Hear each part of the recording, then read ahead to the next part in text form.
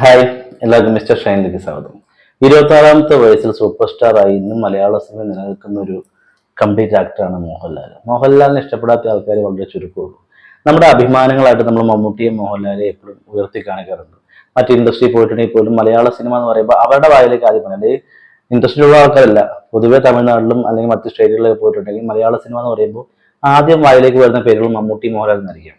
അപ്പൊ അത്രത്തോളം നമ്മുടെ ബ്രാൻഡായി മാറിയ പേരാണ് രണ്ട് പേരാണ് മമ്മൂട്ടി മോഹൻലാൽ.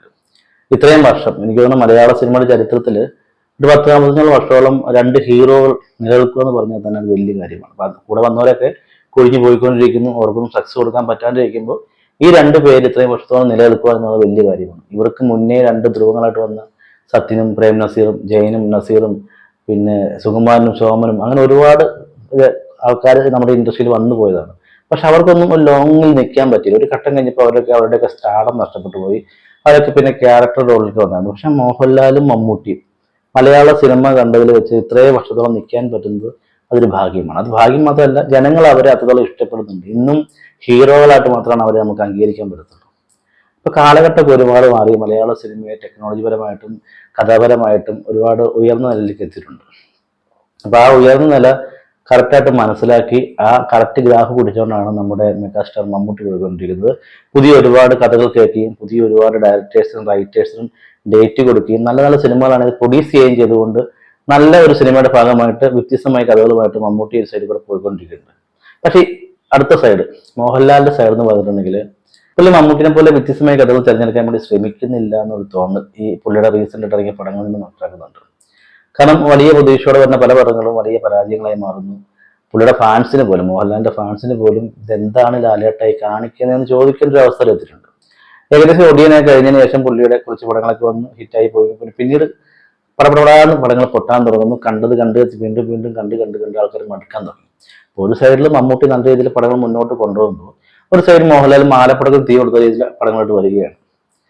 അപ്പൊ ഇങ്ങനത്തെ ഈ രണ്ടുപേരുടെയും ഇപ്പോഴത്തെ കാലഘട്ടത്തിൽ സിനിമ പോയിക്കൊണ്ടിരിക്കുമ്പോൾ മോഹൻലാൽ ബറോസിന്റെ ഈ പ്രൊമോഷന്റെ ഭാഗമായിട്ട് ഒരു ഇന്റർവ്യൂ, പ്രൊമോഷൻ അല്ല, ഒരു ഇന്റർവ്യൂവിൽ പുള്ളി ബറോസിനെ കുറിച്ച് സംസാരിക്കുന്നുണ്ട്. അതിനിടയ്ക്ക് ഇന്റർവ്യൂവർ ചോദിക്കുന്നുണ്ട്, ലാലേട്ടൻ ഈ പുതിയ തലമുറയാണല്ലോ ഇപ്പോൾ സിനിമയെ കൈകാര്യം ചെയ്യുന്നത്. അപ്പൊ പുതിയ തലമുറയിലെ പുതിയ എഴുത്തുകാരും ഡയറക്ടേഴ്സൊക്കെ കഥകളായിട്ട് വരുമ്പോൾ ലാലേട്ടൻ എന്തുകൊണ്ട് ഡേറ്റുകൾ കൊടുക്കുന്നില്ല, ഇപ്പോഴും പഴയ ആൾക്കാരെ തന്നെയാണല്ലോ കൂടെ പിടിച്ചെന്ന് ചോദിക്കുമ്പോൾ പുള്ളി പറയുന്ന ഒരു ആൻസർ ശരിക്കും പറഞ്ഞാൽ എനിക്ക് ചിരി വന്നു പോയ ഒരു ആൻസറാണ്.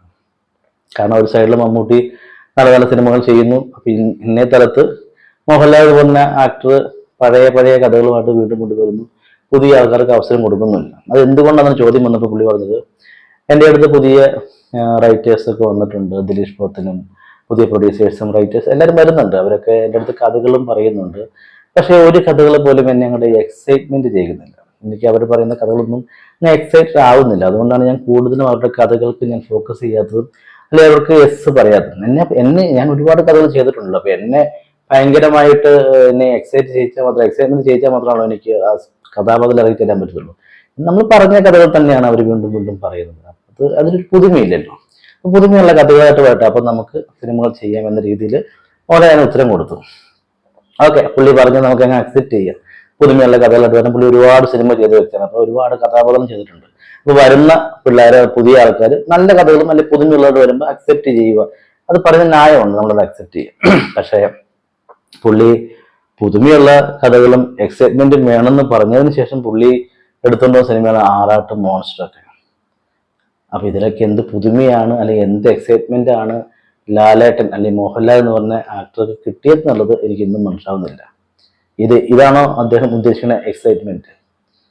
അപ്പോൾ ഇതൊക്കെ ഒരു ഇന്റർവ്യൂവിന്റെ ഭാഗത്തായിട്ട് ചുമ്മാ പറയുന്നതാണ്. പുള്ളിക്ക് അങ്ങനെ എക്സൈറ്റ്മെന്റ് കാണുന്നത് കാരണം പുള്ളിന്റെ കഥകൾ എത്തുന്നില്ല.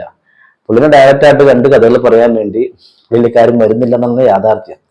കാരണം സിബി മലയിൽ ഒരു ഇന്റർവ്യൂ പറഞ്ഞിട്ടുണ്ട്, ഞാൻ ദശരഥത്തിന്റെ 2 ചെയ്യുന്നതിനെ കുറിച്ച് ആലോചിച്ച് ഒരു കഥ റെഡിയാക്കിയിട്ട് മോഹൻലാലിനോട് സംസാരിക്കാൻ വേണ്ടി മോഹൻലാലിനെ കോൺടാക്ട് ചെയ്യുമ്പോൾ മോഹൻലാലിന്റെ അടുത്ത് കിട്ടിയ റീപ്ലൈ എന്ന് പറഞ്ഞിട്ടുണ്ടെങ്കിൽ ആന്റണിയോട് കഥ പറയും, ആന്റണി കേൾക്കട്ടെ, ആന്റണി കേട്ടതിന് ശേഷം നമുക്ക് ഇരിക്കാം, നല്ലതാണ് ഇരിക്കാം എന്ന രീതി പറഞ്ഞപ്പോൾ സിബി മലയിൽ പറഞ്ഞു മോഹൻലാലിന്റെ അത് ഫസ്റ്റ് ഓഡിയേഷൻ വന്നപ്പോൾ തൊട്ട് കണ്ടുവരുന്ന ഒരു വ്യക്തിയാണ്. അപ്പൊ ആ മോഹൻലാലിന്റെ സക്സസിനൊപ്പം സഞ്ചരിച്ച ഒരാളാണ്. സിബി മലയിലും ഒരുപാട് സക്സസ് മോഹൻലാലിൽ ഉണ്ടായിട്ടുണ്ട്. അങ്ങനെ പഴകി വന്ന സിബി മലയിന് പോലും സീനിയർ ഡയറക്ടർ സിബി മലയിന് പോലും മോഹൻലാലിനോട് കഥ പറഞ്ഞെങ്കിൽ അത് ആന്റണി എന്ന് പറയുന്ന വ്യക്തിയോട് പറഞ്ഞതിന് ശേഷം ആണ് കാണാൻ പറ്റുമെങ്കിൽ അങ്ങനെ ഒരു പ്രോജക്റ്റ് വേണ്ട എന്ന രീതിയിൽ ഒരു ഈഗോ അടിച്ച് സിബിമല്ല അത് വിട്ടു. അപ്പൊ ശരിക്കും പറഞ്ഞാൽ സംഭവിക്കുന്ന കേസത്തിലുള്ളൂ മോഹൻലാൽ കഥകളൊന്നും ചെല്ലുന്നില്ല. ചെല്ലുന്ന കഥകളൊക്കെ ആന്റണിയുടെ അടുത്തേക്കാണ് ചെല്ലുന്നത്. പുള്ളിക്ക് ഇഷ്ടപ്പെടുന്ന കഥകൾ പുള്ളി സെലക്ട് ചെയ്യുന്നു. അത് മോഹൻലാലിന് എക്സൈറ്റ്മെന്റ് ഉണ്ടായിരുന്നു. അത്രയും സംഭവം ഇപ്പൊ നടക്കുന്നുള്ളൂ. അല്ലാണ്ട് പ്രത്യേകിച്ച് പുള്ളിയുടെ അടുത്തേക്ക് കഥ ചെന്നിട്ട് ഒരു എക്സൈറ്റ്മെന്റ് ഉണ്ടാക്കുന്നില്ല.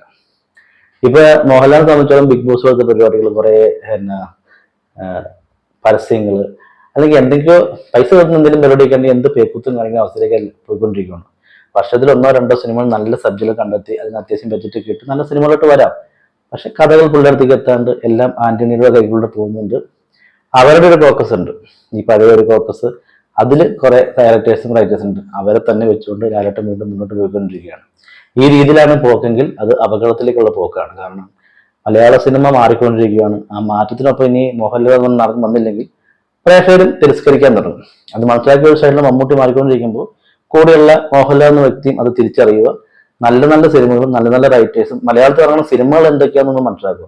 ഏത് തരത്തിൽ സിനിമകളാണ് മലയാളത്തിൽ വരുന്നത്, അതിന് വ്യത്യാസമായിട്ട് എന്തൊക്കെ ചെയ്യുന്നുണ്ട്, പുതിയ തലമുറ കഴിവുള്ള ഡയറക്ടേഴ്സും റൈറ്റേഴ്സും ആരൊക്കെയാണ്, ഇതൊക്കെ ഒന്ന് അപ്ഡേറ്റ് ആവും. ഈ കാര്യത്തിലൊക്കെ അങ്ങനെ ഒന്ന് അപ്ഡേറ്റ് ആവുകയാണെങ്കിൽ ഇപ്പൊ രജനീകാന്തൊക്കെ ചെയ്യുന്ന പോലെ ഇപ്പൊ എച്ച് വിനോദ് ആണെങ്കിലും അല്ലെങ്കിൽ ലോകേഷ് ആണെങ്കിലും അങ്ങനെ പാരഞ്ജിത്ത് അങ്ങനെ ഇൻഡസ്ട്രിയിലേക്ക് വന്ന ഒരു പുതുമയുള്ള അല്ലെങ്കിൽ വ്യത്യാസമായിട്ട് കഥകൾ പറയുന്ന ഡയറക്ടേഴ്സ് എന്ന് മനസ്സിലാക്കി കഴിഞ്ഞപ്പോൾ ഇങ്ങോട്ട് വിളിച്ച് രജനീകാന്ത് ഡേറ്റ് കൊടുക്കുന്ന രീതിയുണ്ട്. അത് ഇവിടെയും ഫോളോ ചെയ്യുന്നുള്ളൂ. പുതിയ തലമുറയിൽ എന്തോരം ആൾക്കാരുണ്ട്. അപ്പൊ അവര് കൊണ്ടുവന്ന സബ്ജക്റ്റ് ഒക്കെ ഒന്ന് ട്രൈ ചെയ്ത് നോക്കുമ്പോഴാണ് മാറ്റങ്ങൾ ഉണ്ടാകുന്നത്. ഇത് ഇപ്പം ആറാട്ടും മോൺസ്റ്ററൊക്കെ ആയിട്ടാണ് പുള്ളി ഇങ്ങനെ പോയിക്കൊണ്ടിരിക്കുന്നത്. അപ്പൊ അത് മാറി ചിന്തിക്കുക. എപ്പോഴും ആന്റണി പറഞ്ഞ് കഥകൾ കേൾക്കുന്ന ആന്റണി മോശക്കാരനാണെന്നോ അല്ലെങ്കിൽ നിങ്ങൾക്ക് ദ്രോഹം ചെയ്യുന്നു പറഞ്ഞില്ല. പക്ഷെ ആന്റണി കേട്ടിട്ട് ആ കഥകൾ ആന്റണി ഒന്ന് പറയുമ്പോൾ എക്സൈറ്റ്മെന്റ് ഉണ്ടാക്കിയിട്ട് അത് മാത്രമേ ചെയ്യുന്നുള്ളൂ. വാശി പിടിച്ചാൽ ഈ വണ്ടി അധികം നാൾ ഓടും തോന്നുന്നില്ല. ഇനിയിപ്പോ എമ്പുരാനും കൂടെ വന്നിട്ട് അതൊരു നെഗറ്റീവ് ഇമ്പാക്റ്റ് ആണ് ഉണ്ടാക്കണമെങ്കിൽ മോഹൻലാലിന്റെ കാര്യം വളരെ പരിഗണനയിലായിരിക്കും. അപ്പൊ ഇനിയെങ്കിലും കൂടെയുള്ള മമ്മൂട്ടിയൊക്കെ ചിന്തിക്കുന്ന പോലെ അല്ലെങ്കിൽ മറ്റു താരങ്ങൾ ചിന്തിക്കുന്ന പോലെ പുതുമയുള്ള കഥകളും പുതുമയുള്ള കാര്യങ്ങളും എക്സൈറ്റ്മെന്റും ഉണ്ടാവണമെങ്കിൽ നിങ്ങൾ തീർച്ചയായിട്ടും പുതിയ പുതിയ ആൾക്കാർക്ക് അവസരം കൊടുക്കുക. പഴയ ആൾക്കാരെയൊക്കെ ചാക്കി കെട്ടി മൂല വെച്ചിട്ട് പുതിയ പിള്ളേരെ ഡയറക്റ്റായിട്ട് വിളിച്ച് കഥകളൊക്കെ കേൾക്കാൻ തയ്യാറാവുക. അങ്ങനെ നല്ല നല്ല സിനിമകൾ സമ്മാനിക്കുക. അതല്ലെങ്കിൽ ഇങ്ങനെ കുറെ നാൾ ഓടിയിട്ട് പതുക്കെ കിതച്ച് ഇരിക്കും. ഇത്രയും കാലം പറയാൻ വേണ്ടി വന്നതാണ്. അപ്പൊ ഇനി നല്ല നല്ല വീഡിയോസ് ആയിട്ട് വരുന്നത്. ബൈ.